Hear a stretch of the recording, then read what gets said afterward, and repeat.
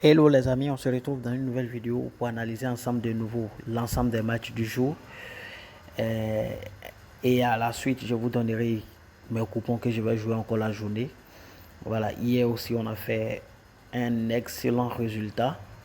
Que ce soit dans la vidéo, j'avais donné 3 coupons, on a validé 2 sur 3. Il a donné une cote 43 qui malheureusement n'est pas passée à cause d'une équipe qui a fini match nul. Mais malheureusement, ils avaient pris un carton rouge. Voilà. Aujourd'hui, je vais essayer encore de donner trois coupons, 2 petites cotes et puis une grosse cote. Je vous invite également à rejoindre le groupe Telegram où je fais des lives, des paris en live qui donnent toujours de bons résultats. Hier, on a validé deux belles cotes en live et je vous invite à rejoindre le groupe Telegram en regardant dans la description simplement. Alors, le premier match, c'est à 12h et c'est un match amical entre Ouzbékistan et puis la Russie. Dans ce match, ce qu'il faut savoir, c'est que Ouzbékistan, c'est une équipe vraiment qui, ces dernières années, voilà, tente de faire son petit bout de chemin, qui tente de construire une équipe solide qui pourra concurrencer, n'est-ce pas, les grands aussi bien de l'Europe, de l'Afrique que de l'Amérique, ainsi que de l'Asie. Donc c'est une équipe qui, voilà, plus ou moins parvient à se construire. En témoigne les 5 derniers matchs où ils ont fait une seule défaite face à Costa Rica. Voilà, par conséquent, ils ont gagné Kazakhstan, Cameroun, Thaïlande ainsi que Maldives. Voilà, sur les 5 derniers matchs. Donc, quant à la Russie, qui est une équipe aussi qui était très solide, mais qui depuis la crise ne se retrouve pratiquement pas, je ne sais pas pourquoi.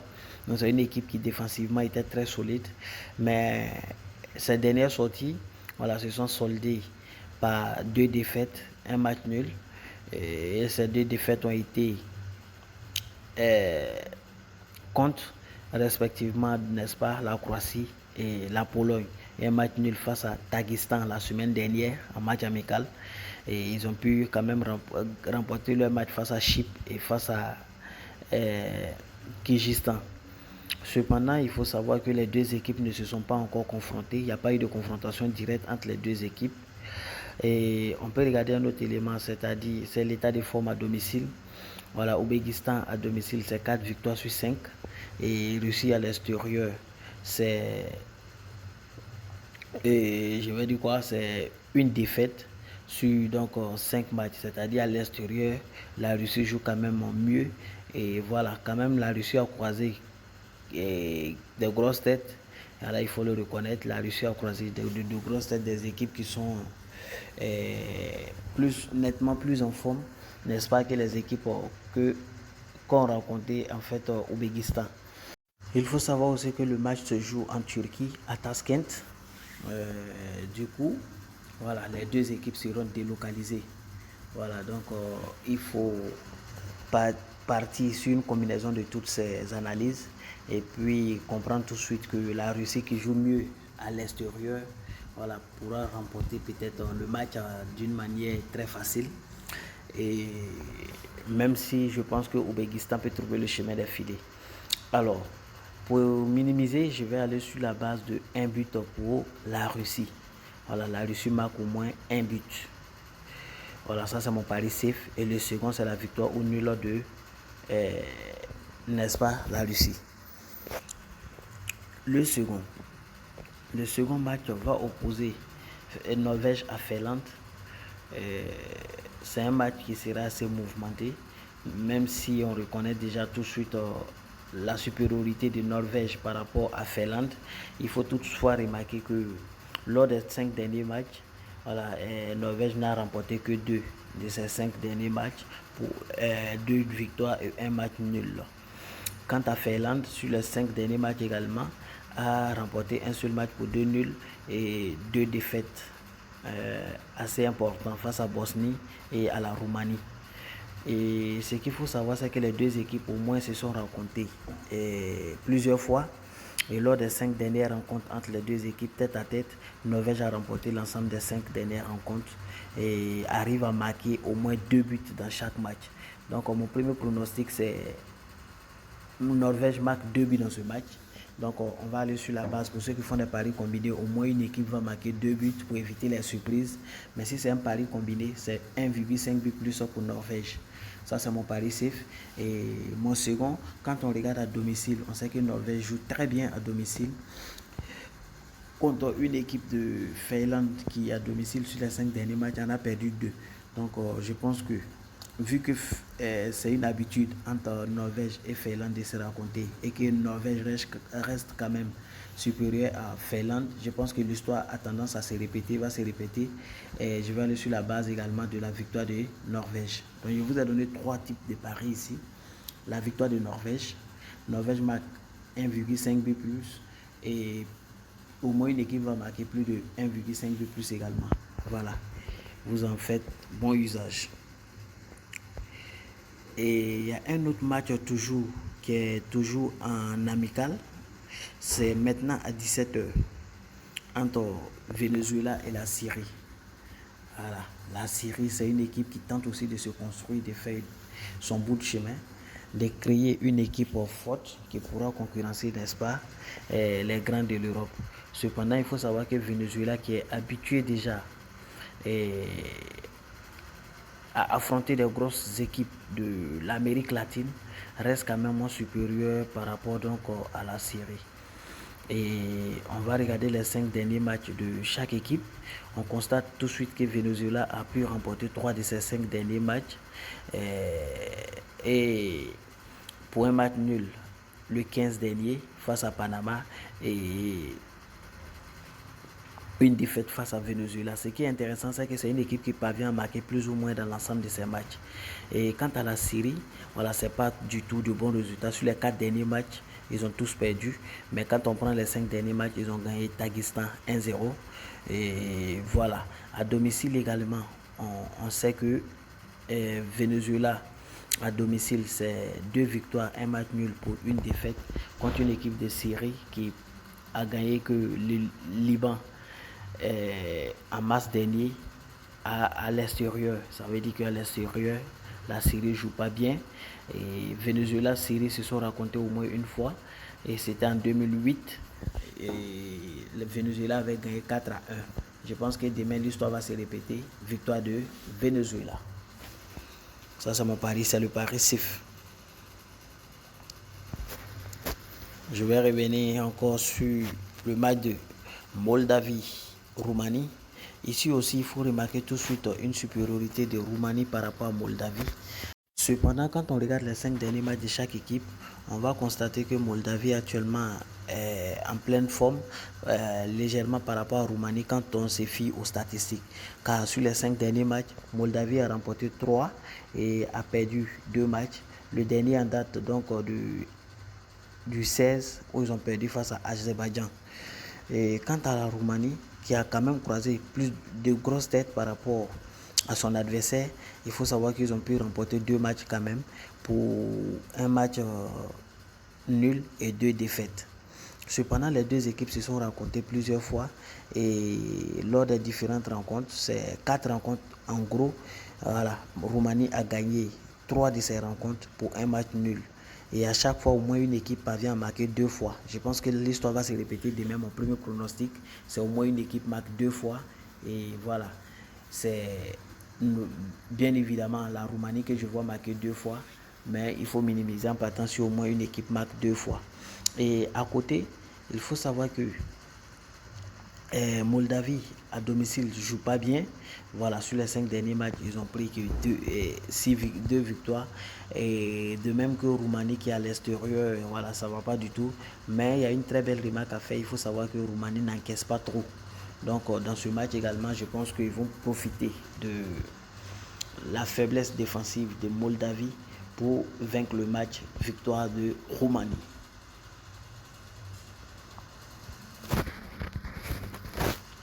Le dernier match, les 2 derniers matchs amicaux que je vais toucher sont respectivement le match de Hongrie face à la Grèce. Ça, c'est un match très intéressant, un match où les 2 équipes ont pratiquement le même niveau. Et ce qui est intéressant, c'est qu'ils se sont rencontrés plusieurs fois. Et sur les 5 dernières confrontations entre les 2 équipes, Hongrie a pu gagner 2 des matchs, Grèce également 2 des matchs pour un match nul. Et à chaque fois, il faut savoir que pour la plupart des rencontres, au moins une équipe parvient à marquer 2 fois. Et quand on regarde sur les 10 derniers matchs, on se rend compte tout de suite que Grèce a plus de victoires sur la confrontation directe par rapport donc, à Hongrie. Donc c'est deux équipes qui se connaissent très bien.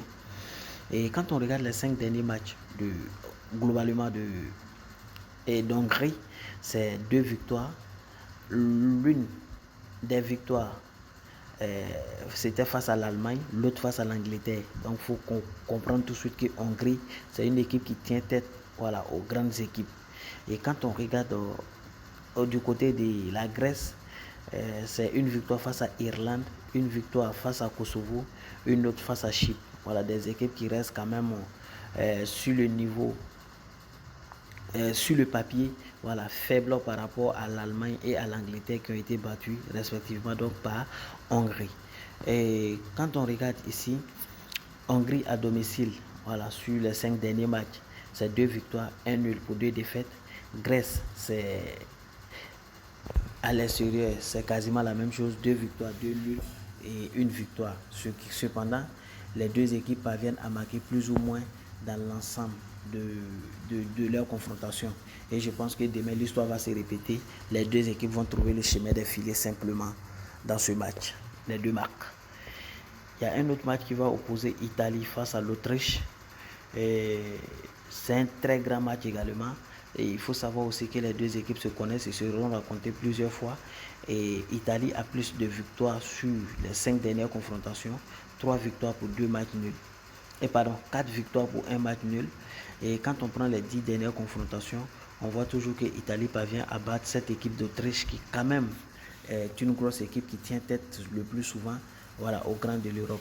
Mais sur les 5 dernières sorties de l'Autriche, face à Croatie, à la France, à Danemark, ils en ont perdu et ils ont tenu tête à la France dans un match en juin dernier et face à Andorre. Avant-hier, ils ont pu remporter le match 1-0, donc ils ont repris un peu confiance. Quant à l'Italie, a gagné ses 3 derniers matchs face à l'Angleterre, à l'Hongrie et à l'Albanie. Et ça reste une équipe très solide, cette équipe d'Italie. Voilà, et aussi bien défensivement qu'offensivement. Et quand on regarde à domicile, on voit que Autriche, c'est une équipe qui à domicile encaisse dans l'ensemble de ses matchs. Voilà, donc c'est une équipe qui n'est pas trop en forme à domicile. Par contre, quand on prend Italie à l'extérieur, c'est une équipe qui encaisse moins et une équipe qui fait qui montre sa supériorité. C'est pourquoi je pense que dans ce match, simplement, Italie va gagner. Ça, c'est mon pari safe. Mais pour les paris combinés, vous partez sur la base de la victoire ou nul d'Italie. Et dans ce match également, les deux équipes vont marquer. Voilà, les deux équipes vont marquer. Donc, j'ai donné également 3 pronostics dans ce match. Donc, c'est fini pour les matchs amicaux de la journée. Je vais revenir sur un match en Suisse. C'est entre donc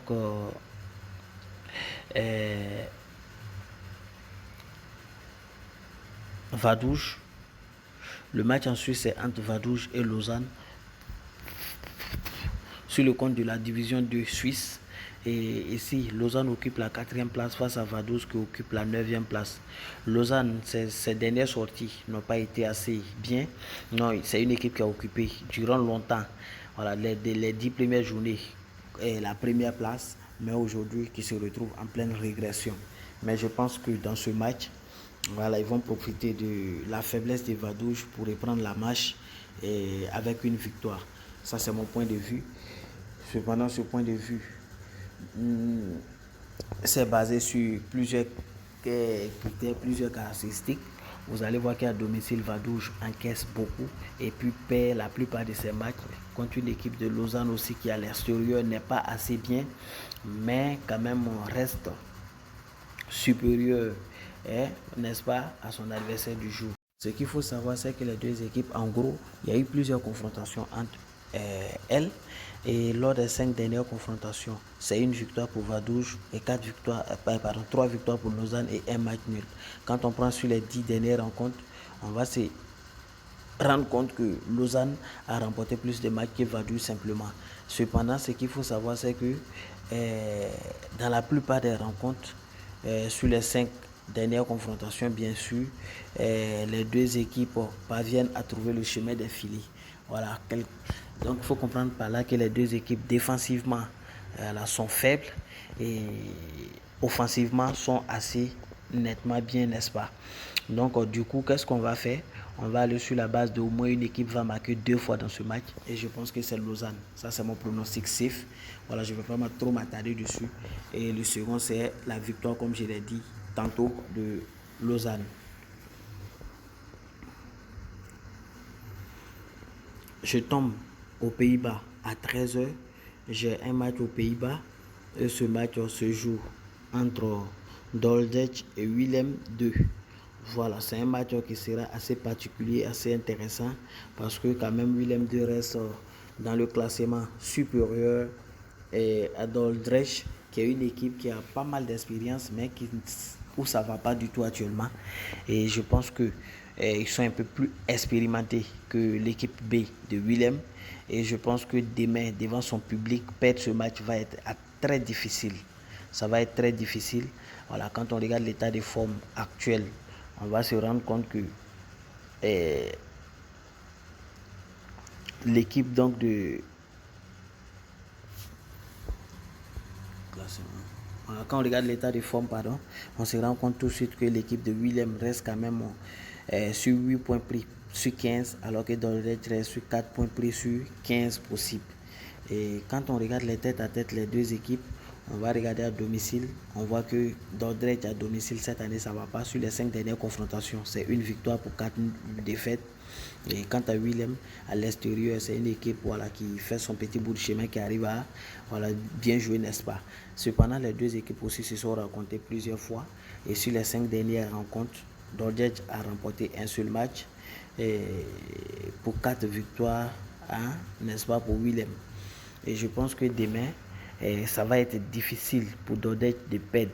Je sais qu'ils vont trouver le chemin des filets. Donc, je vais aller sur la base des deux marques pour un premier pari. Les deux équipes vont marquer. Mon second pari que je vais vous donner en individuel demain sera sur ce match. Voilà, sur ce match. Donc, ça va se passer dans le groupe Telegram. C'est un pari avec une très belle cote. La cote peut atteindre, n'est-ce pas? La cote est comprise, n'est-ce pas, entre 2,50 E et 4. Voilà, c'est une cote qui est comprise entre 2,50 et 4. C'est l'indice que je vous donne pour un seul match. Et je suis sûr à 100% que ça va passer. Donc, je vous invite à rejoindre le groupe Telegram encore une fois. Et l'autre match que je voulais toucher, c'est maintenant du côté de la Belgique. À 19h, il y a un match en Belgique qui se joue entre Dender et Anderlecht 23. Ici, c'est les deux équipes marquent simplement. Je suis allé sur la base de plusieurs statistiques également. Voilà, c'est vrai que à la seule confrontation, Dender avait gagné Anderlecht 23. Mais actuellement, Anderlecht 23, ils sont vraiment réveillés. Et à l'extérieur, ils jouent mieux que Dender 23. Mais dans ce match, simplement, je ne vais pas trop faire des bavardages dessus. Les deux équipes vont trouver le chemin des filets simplement. Et je reviens sur le match le plus important qui est entre le Qatar et l'Équateur.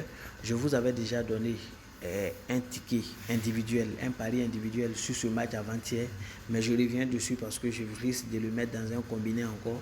Et j'avais pronostiqué un but pour Qatar au minimum dans ce match. Il y a un autre type de pari que je voulais donner dans ce match. C'est que quand vous regardez les têtes à tête, les deux équipes se sont confrontées une fois, les deux équipes ont parvenu à trouver le chemin des filets. Et je pense que dans ce match, ça va se répéter. Les deux équipes vont marquer simplement demain. Voilà, c'est mon dernier point de vue pour la journée. Je vous reviens avec mes différents coupons. Merci. Alors, vous avez ici mon premier coupon de la journée, une cote 2 composée de 2 événements entre Ouzbékistan et Russie, un but pour la Russie, entre Norvège et Finlande, la victoire de Finlande. Donc, je vous donne le numéro du coupon, c'est E43MX. Vous avez le second match ici, c'est le second coupon, c'est 3 équipes. Alors, Moldavie, Roumanie, 2 buts dans le match, Hongrie, Grèce, 2 buts dans le match, Autriche, Italie, et Italie marque au moins 0,5 but. Vous avez le numéro de coupon, c'est TN3MX. Le troisième match également, c'est une cote 2 entre Vaduz et Lausanne, les deux marques, entre Anderlecht et Dender, les deux marques également. Donc j'enregistre également le coupon, c'est HT3MX. Alors voici le dernier coupon, c'est une cote 32 avec 6 événements. Je vais vous laisser regarder ça à votre niveau et vous pouvez en faire bon usage en modifiant selon votre niveau de satisfaction. Voilà, vous pouvez la modifier et réduire la cote si vous voulez, mais pour moi ça reste un safe. Voici le numéro, c'est Y2GMX. Y2GMX. Donc j'ai mis fin à la vidéo. Je vous remercie pour votre patience et je vous dis à bientôt.